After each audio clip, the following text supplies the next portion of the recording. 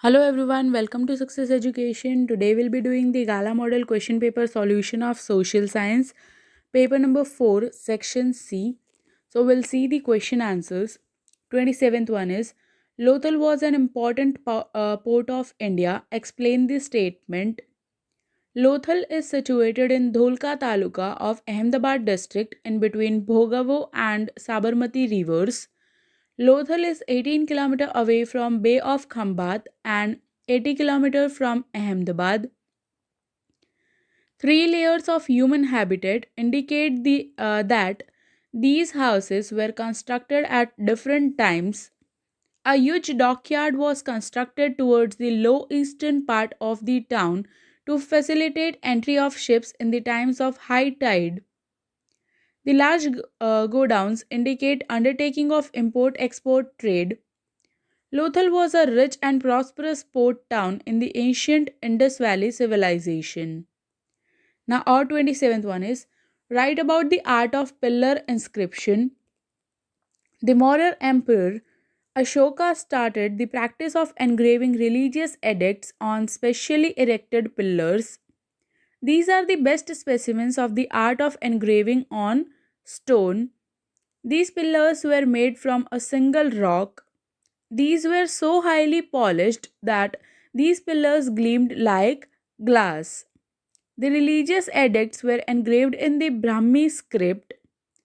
Pillar inscriptions of Emperor Ashoka were erected at Ambala, Meerut, Sarnath, Allahabad, Loria Sanchi, Kashi, Patna, and Bodh Gaya. The most spectacular among these pillars is the one at Sarnath. On the top of the pillar is the figure of four lions facing the four directions. Sarnath being the first place where Lord Buddha preached his religion, Dharmachakras are carved below the lion images, signifying the triumph of religion. In addition, the figures of elephant, horse, and bull have been carved at the bottom of the figure of lions. This Dharma Chakra finds a place on the national flag, and the figure of lions has been adopted as the national emblem of India. 28. Give information about the famous Varanasi Kashi University of India. Varanasi was the center of the Vedic religion and culture as well as a place of pilgrimage and center of education. Ajatashatru, the king of Varanasi, was an Upanishad scholar and patron of education. Vyas Samhita had mentioned that the ashram of Maharshi Vyas was in Varanasi. Varanasi was chosen by Lord Buddha for preaching his religion.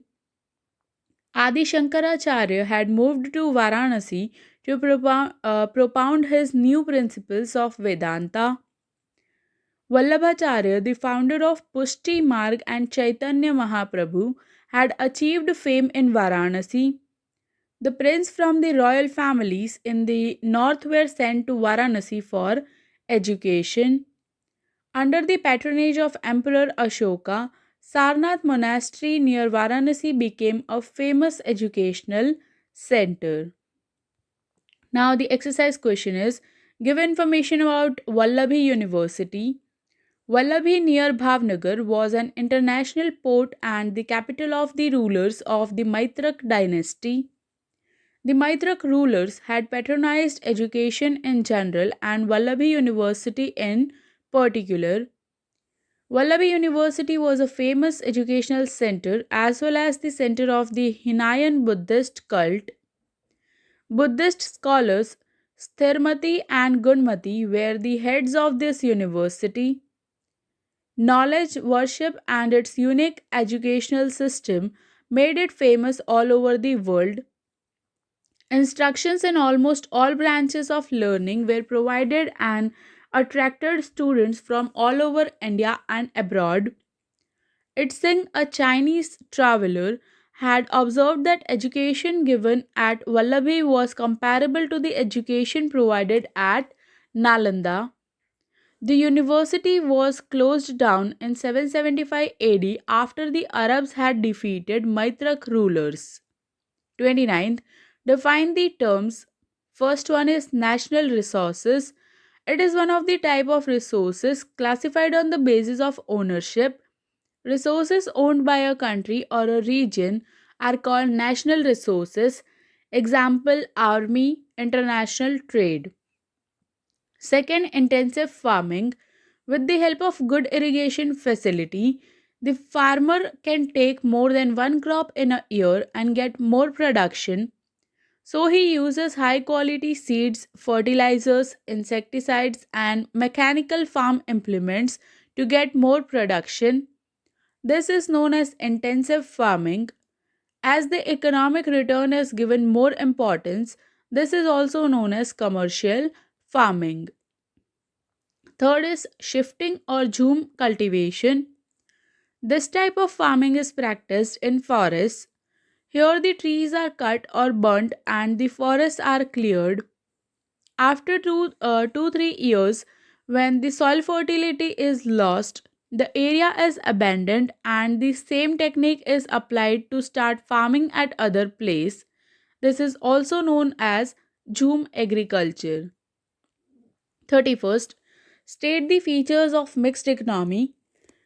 The economy having coexistence of the public sector and private sector is described as mixed economy. It combines the virtues of the capitalist and socialist systems and overcomes their limitations. Public and private sectors complement each other. The features of mixed economy are the spheres of activities of the private sector and the public sector are clearly demarcated. There is private ownership in agriculture, trade, and consumer industries. The key areas of the economy, such as railways, heavy industries, defense industries, generation and supply of electricity, atomic energy, are in the public sector. The public sector industries are owned and managed by the state. The activities of the private sector are regulated by the state. It is also known as regulated or controlled economy. There is a central planning machinery such as Planning Commission in India which takes decisions regarding economic policies. India, France and England have mixed economy. Now our 30th question is explain land as a factor of production. In the conventional usage, the term land indicates the upper layer or crust of the surface of the earth. In economics, land is regarded as a natural factor of production. Besides agricultural land, it includes forests, mountains, rivers, and other sources of water on the surface of the earth, as well as minerals below the surface of the earth. These resources are put to use after productive uses. Therefore, it is regarded as a natural resource for production. Land is a free gift of nature. However, owing to its scarcity, it has become a prized commodity. Availability of land is limited and cannot be increased. Therefore, efficient use of land requires planning and technology. Land is immobile factor of production. It cannot be shifted from one place to another. Fertility and usefulness of land differs from one place to another. Land in Run of Kutch is less fertile in comparison to Gangetic plains. However, the availability of mineral oil has made the deserts in West Asia very precious. 31st, state the advantages and disadvantages of globalization. Advantages of globalization are foreign direct investment, that is, FDI, is encouraged due to globalization. Goods produced in the developed countries can easily be obtained due to globalization. Developing countries like India can withstand competition at international level due to globalization. Now, disadvantages of globalization are expected success has not been attained in finding solutions to the problems of poverty and unemployment. Developing countries have not acquired proper benefits of increase in exports which they should have acquired. Large scale industries have acquired more benefit while small scale industries have obtained less benefit. 32nd one, explain the role of consumer society in providing protection to the consumers. The Consumer Protection Act 1986 envisages one establishment of the consumer society at the taluka, district, state, and national level. These are non political, non profit, voluntary organizations.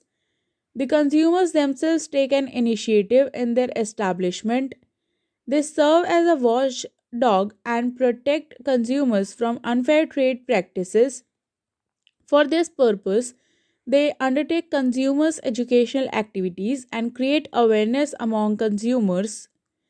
They offer suggestions to the government in framing policies related to consumers. They review the existing legal provisions and suggest necessary changes in the acts. They publish periodicals like Grahak Suraksha, Insight, The Consumer, Grahak Manch, etc. to create awareness among the consumers. Now, the or 32nd one is describe the effects of the price rise on capital investment. The uncontrolled price rise, described as hyperinflation, has the following effects on capital investment. It leads to fall in value of money and decline in purchasing power, leading to reduced savings and capital investment. The shortage of capital discourages the entrepreneurs from taking risk in production activities. As the value of money declines progressively, the moneyed people change their option of investment. They invest in precious metals like gold and real estate, and thereby funds are not available for the productive activities. For want of capital, new industries are not started, which halts generation of employment. The entrepreneurs divert available capital to the production of more profitable luxury goods. This results in the shortage of consumer goods. It discourages the flow of foreign funds in production activities as investments become less profitable. Now, the 33rd one, which things around us have adverse effect on the human development index. A lots of unhealthy things around us have adverse effects on the human development index. These are pregnant women suffering from malnutrition, birth of underweight children, children suffering from malnutrition, starvation, death, and suicide of farmers, children not going to Anganwadi, school going children lacking capability to read and write, children dropping out from school to work as child labor, parents refusing opportunities of higher education to their daughters, educated and uneducated unemployed young people, untimely death due to accidents, persons suffering from chronic ailments. 34th, state the constitutional provisions for the welfare and development of minorities.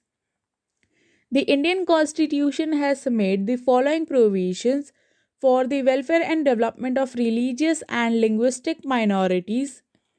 The preamble declares India as a secular state, implying that there is no official religion of the state. The preamble also promises social justice, equality of status, and equality of opportunities to all citizens. Right to equality in the Articles 14 to 18 further elaborates that the state shall not discriminate in the matter of public employment and access to public places between the citizens on the basis of religion, caste, race, language, gender, or place of birth. It also provides protection of law to every citizen.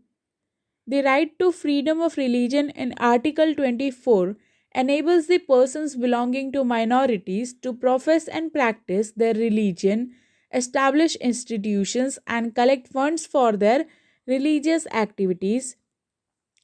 No religious instructions can be imparted in the education institutions that receive financial help from the state. Article 29 provides educational and cultural rights to religious, linguistic, and cultural minorities to preserve their language, script, and culture. Article 30 provides them the right to establish minority educational institutions. Right to education provides right to free and compulsory education to children in the age group of 6 to 14 years.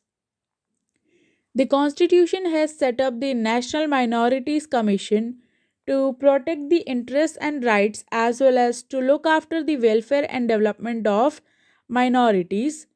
And here we come to the end of section C. I hope you have understood the complete section. If you have any doubts, you can write in the comment section. I'll surely try to answer all the questions. Thank you for watching my video and do subscribe my channel for more updates. Thank you.